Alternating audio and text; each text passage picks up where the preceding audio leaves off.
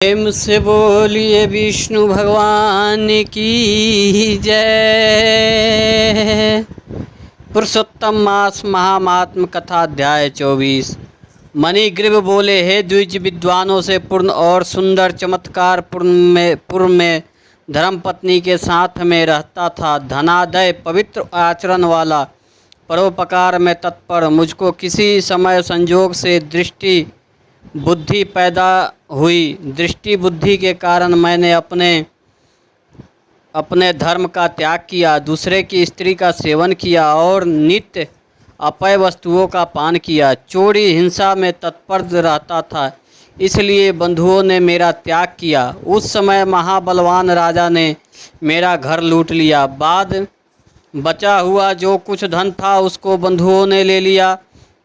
इसी प्रकार सभी से तिरस्कृत होने के कारण वन में निवास किया। स्त्री के साथ इस घोर वन में निवास करते हुए मुझे दुरात्मा का नित्य जीवा का वध कर जीवन निर्वाह होता है। हे ब्राह्मण, इस समय आप मुझ पातकी पर अनुग्रह करें। प्राचीन पुण्य के समूह से आप इस घोर वन में आए हैं। हे महामुनि, स्त्री के साथ मैं आपकी शरण में आया हूँ। आप उपदेश रूप प्रसाद से कृतार्थ करने के योग्य हैं।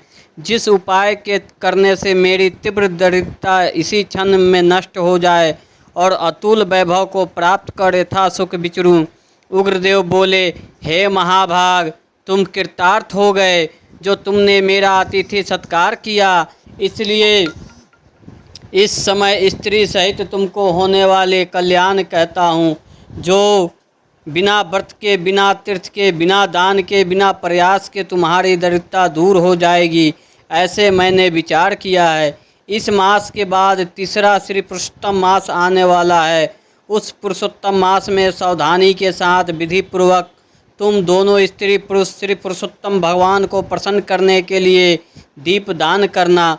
उस दीप दान से तुम्हारी यह दरिद्रता जड़ से नष्ट हो जाएगी। तिल के तेल से दीप दान करना चाहिए।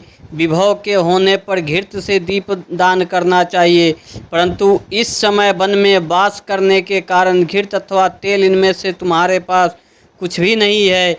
हे अनघ, मणिग्रीव, पुरुषोत्तम मास भरी स्त्री के साथ नियम पूर्वक इन गुदू के तेल से तुम दीप दान करना। स्त्री के साथ इस तालाब में नित्य स्नान करके दीप दान करना। इसी प्रकार तुम इस वन में 1 मास व्रत करना। तुम्हारे अतिथि सत्कार से प्रसन्न मैंने यह वेद में कहा हुआ तुम दोनों स्त्री पुरुष के लिए उपदेश किया है। विधिहीन भी दीप दान करने से मनुष्य को लक्ष्मी की वृद्धि होती है। यदि पुरुषोत्तम मास में विधि पूर्वक दीप दान किया जाए तो क्या कहना है। वेद में कहे हुए कर्म और अनेक प्रकार के दान पुरुषोत्तम मास में दीप दान की 16वीं कला की भी बराबरी नहीं कर सकती। समर्थ तीर्थ समस्त शास्त्र पुरुषोत्तम मास के दीप दान की 16वीं कला को नहीं पा सकती। योग दान, सांख्य, समस्त तंत्र भी पुरुषोत्तम मास के दीप दान की 16वीं कला को नहीं पा सकते हैं।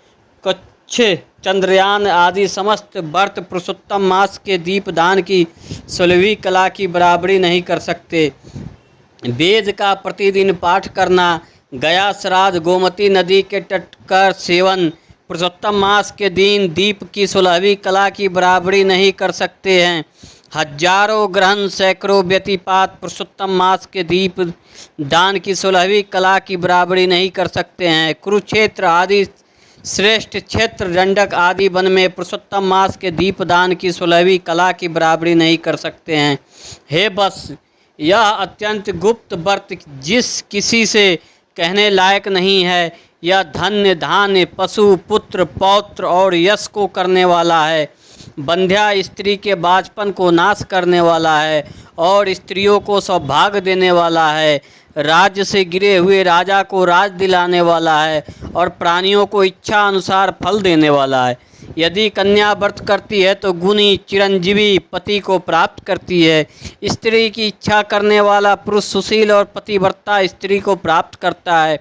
विद्यार्थी विद्या को प्राप्त करता है। सिद्धि को चाहने वाला अच्छी तरह सिद्धि को प्राप्त करता है, खजाना को चाहने वाला खजाना को प्राप्त करता है, मोक्ष को चाहने वाला मोक्ष को प्राप्त करता है।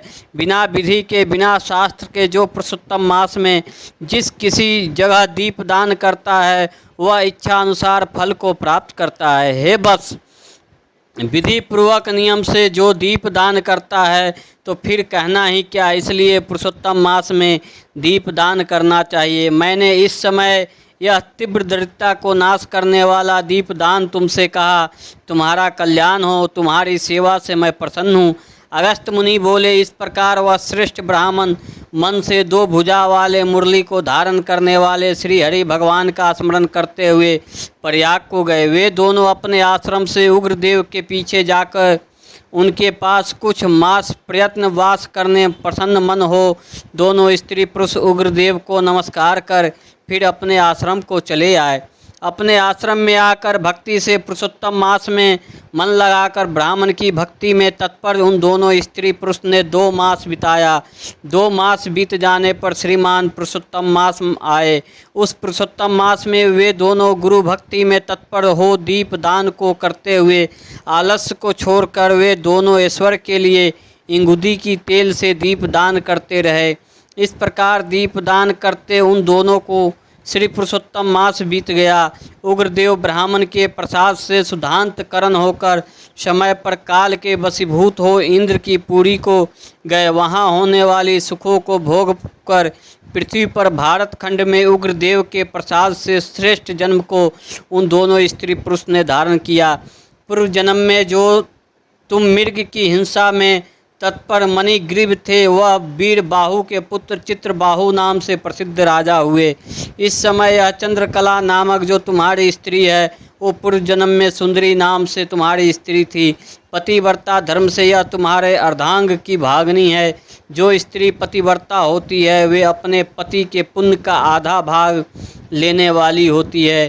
श्री पुरुषोत्तम मास में इंगुदू की तेल से दीप दान करने से तुमको यह निष्कंठ राज्य मिला। जो पुरुषोत्तम श्री पुरुषोत्तम मास में घृत से अथवा तिल के तेल से अखंड दीप दान करता है तो फिर कहना ही क्या। पुरुषोत्तम मास में दीप दान का यह फल कहाँ है, इसमें कुछ संदेह नहीं है।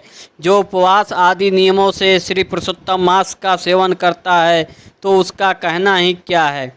वाल्मीकि मुनि बोले, इस प्रकार अगस्त मुनि राजा चित्रबाहु के पूर्व जन्म का वृत्तांत कहकर और राजा चित्रबाहु से किए गए सत्कार को लेकर तथा अक्षय आशीर्वाद देकर चले गए। इति बृहन्नान्द्रिय पुराणे पुरुषोत्तम मास महात्म्य 24 अध्याय। प्रेम से बोलिए विष्णु भगवान की जय।